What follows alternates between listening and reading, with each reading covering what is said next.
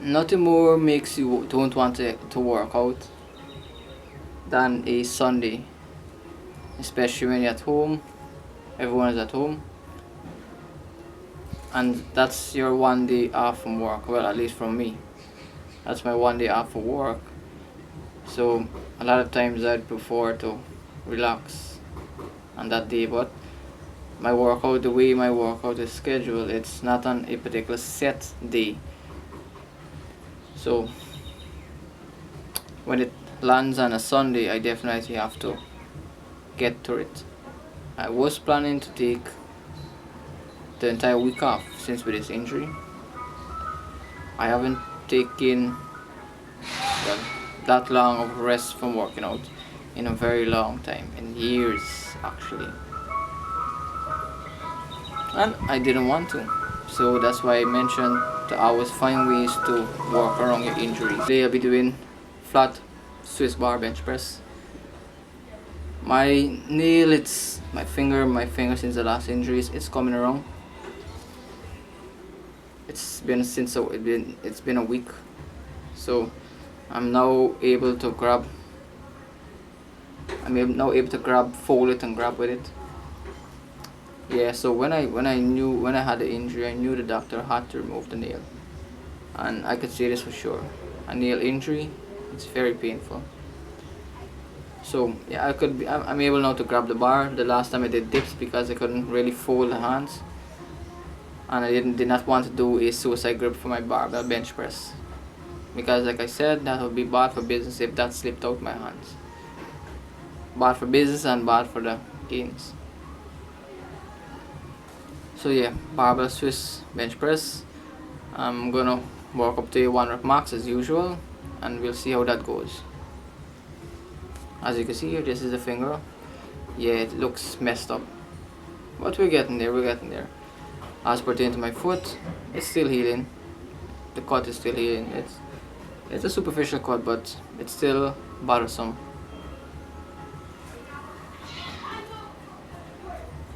Yeah.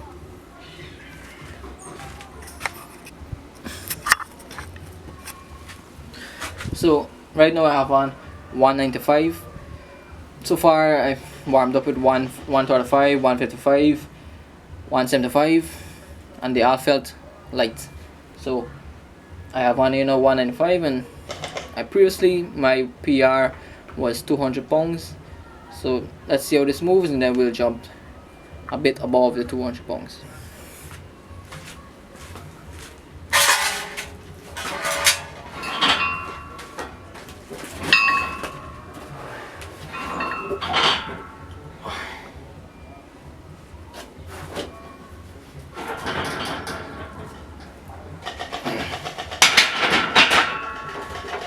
That felt light. More like the RPE 8. So I'm gonna go 205, which will be 5 pounds on both sides.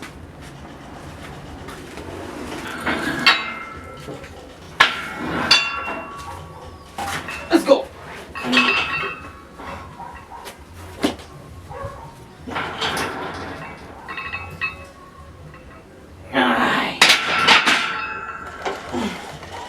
That's a 5 pound PR from before, which was 200 pound. Now I got 205, and I did this 3 months ago. Well, we're moving. I think I could have moved more weight if it wasn't for the finger. See, finger. Look.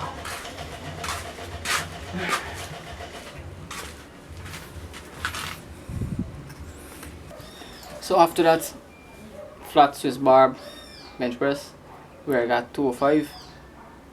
Let me see if I fix this camera. I work and fix my camera angles. Yeah, I'll be doing chin-ups, no pull-ups, 1 rep max as usual. The last time I did some wide grip pull-ups, due to the fact I want to use less weights, and the wide grips allow you, the wider grip is a very super wide grip, allows you to use less weight and still get that stimulation for optimal back growth. It is going to hit the teres major much more, but you're still going to get that overall stimulation for the entire upper back and for your lats. It's going to carry over to your overall pull-up strength.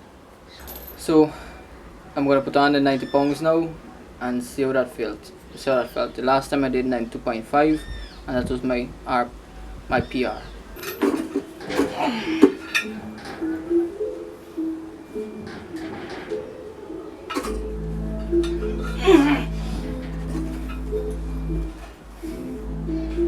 But that felt a bit more hard than I thought. I'm gonna rest a minute, and then I'll add 5 pounds and see if I can make the 95 pounds.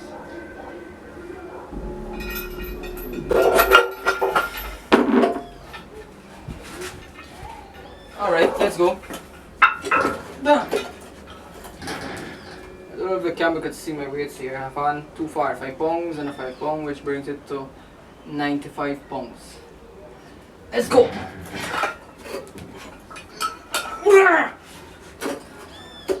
I think I got that one. I'll have to check the footage.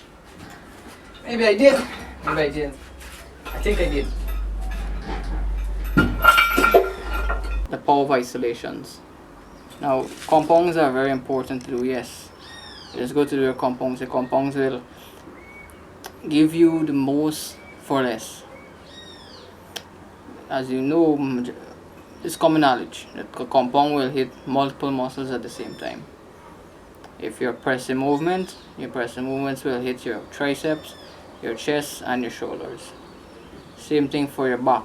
A pull-up will hit majority of your back muscles, upper and lower. However, there is a necessity if you're aiming for aesthetics.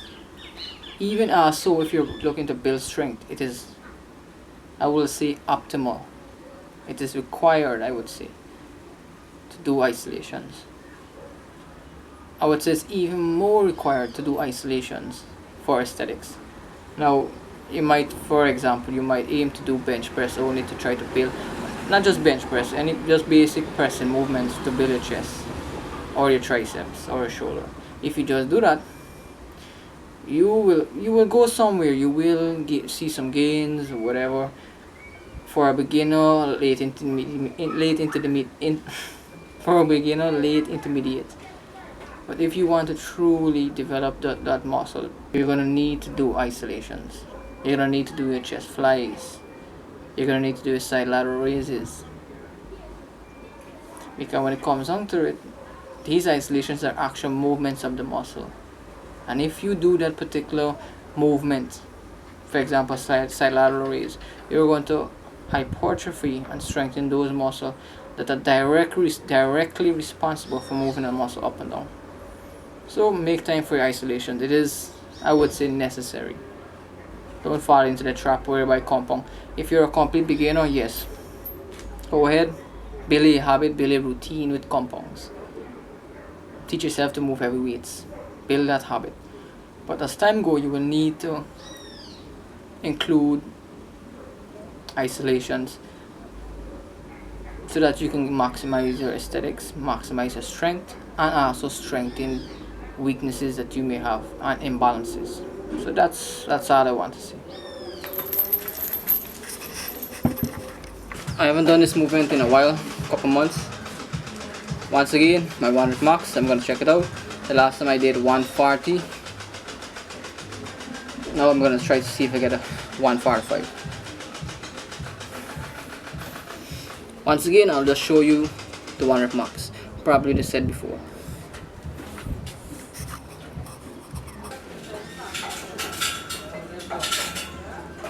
One 135 for 1. 135 for 1.